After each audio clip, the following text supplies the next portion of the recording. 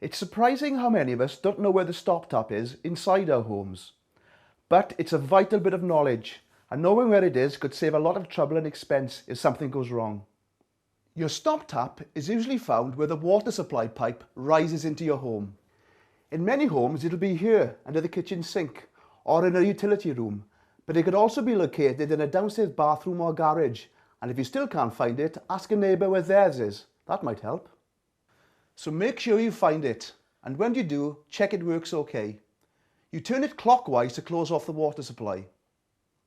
If there's a problem with it, then don't put off getting it fixed. It's a vital bit of kit in your home, and you never know when you may need it. And here's a tip. If you're not at home and someone else needs to find the stop tap, why not put a label on it with your local plumber's telephone number? Easy.